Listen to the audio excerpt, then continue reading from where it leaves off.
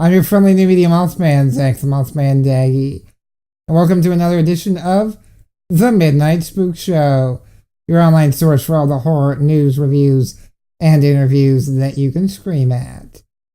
And for this edition of The Midnight Spook Show, it's all about the film 30 Days of Night, Dark Days.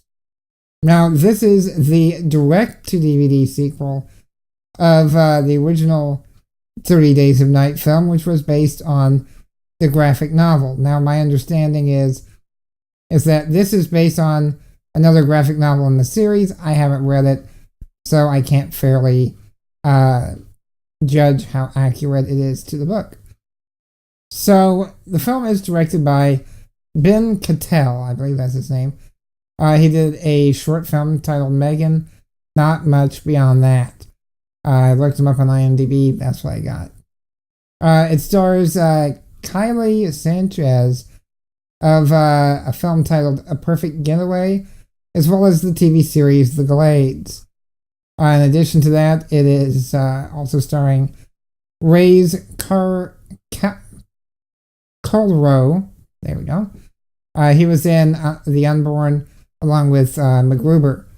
And also in it is Harold Perrineau. I probably am butchering that name. He played Michael on Lost. He was also in 28 Days Later and a lot of other films as well. So the story to this is that it is a follow-up to the original film in that we're following one of the survivors of the small town in Alaska that was massacred by a horde of vampires. This was the main female lead character, whose name escapes me. The thing is, though, the actress that played the part before, not there. They got Kylie Sanchez to play the part instead. As for why the original actress didn't return to it, I think it's going to become very obvious soon enough. So, the film, like I said, follows her. She's in LA. She's trying to share a story of how her hometown was massacred by the vampires. Nobody believes her, of course. So she ups the ante and decides to kill some vampires in front of an audience. And that idea of a storyline seems interesting. The idea of, somebody trying to prove vampires exist. It's almost like an X-Files type thing. And they dump that idea about 5 minutes later. Yeah. So instead of going through the awesome conspiracy theory idea, they go with find other vampire hunters. Let's team up and kill vampires. That's never been done before. So they go on and do that storyline. And along the way, they introduce a half-breed vampire. Which, it's been done, but could be interesting for this mythology.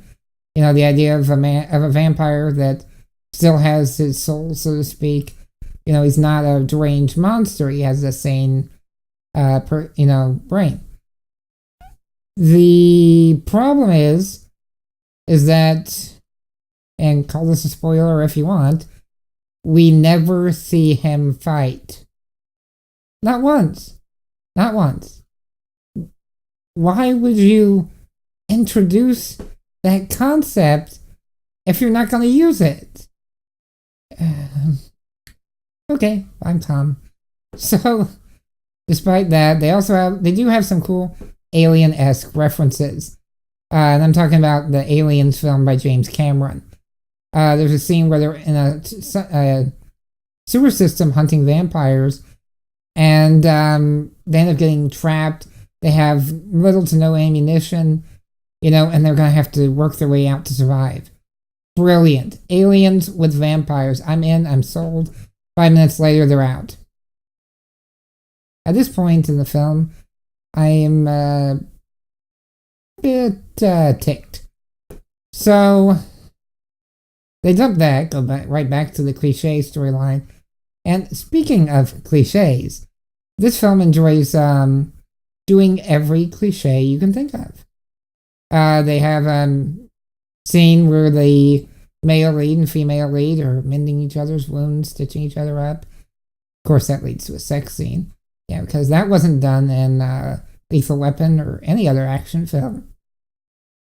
The other thing is they do the cliche of if you're a minority character, you are screwed. And you'd think that, in the, post-race America, we might be able to get beyond that and start having, everybody getting killed, equal opportunity and all that. But no. Yeah, for Michael. Anyway. And they also have the cliched character of the one that walks around saying, we're all gonna die, we're all gonna die. A character originated by the Cowardly Lion in Wizard of Oz. But anyway, the other thing is the dialogue is a bunch of melodramatic monologues. Tons of them that aren't any good. So, you got that to look forward to. But I will say that there is one saving grace, and I'm being honest here. There was a really cool scene, one scene, in which it has, the other thing they introduce is bug eaters, which are basically your Renfield types, the humans that serve the vampires. They could have done some more elaboration on that, but I digress. And they have his initiation as a vampire scene. And without going into the detail of it, I will say it was savage, it was well acted, it was extremely well done. It was something not seen in a vampire horror film before. So I guess what I'm saying is if you can cut out that 5-minute scene, you got a cool movie, but only watch that 5 minutes. So if you can't tell, I was hugely disappointed in this. Admittedly, direct-to-DVD films you don't go into with high expectations, but some of them surprise you when they do turn out being good. This one did not. So my recommendation is to pass on it. It's not worth it. Watch the original film. That's what I got out of it. In fact, they kept showing flashbacks to the original film. And I kept thinking, man, this is just teasing the original film, and I want to see that again. Original 30 Days of Night is one of my all-time favorite vampire films. In fact, it's in my top 3. So watch the original again. Skip this. That's my opinion. It's just not that good. But of course, you can judge for yourself. I've got the trailer set up on my site right now at spookshow.tv. So it's there for you to check out. And until next time, I'm your friendly new media mouse man, advising them when watching great horror films that is not this.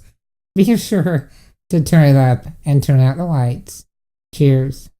If I was your vampire, soon as the moon, so killing time, whatever time until the sun. If I was your vampire, death was no one. This episode of Midnight Spook Show is made possible thanks to eMusic. eMusic is the #1 site for independent music, and you can get 35 free tracks of your choice simply by trying out a 14-day free trial over at emusic.com/moth. And yes, indeed, Midnight Spook Show is proud to be a paid affiliate of eMusic.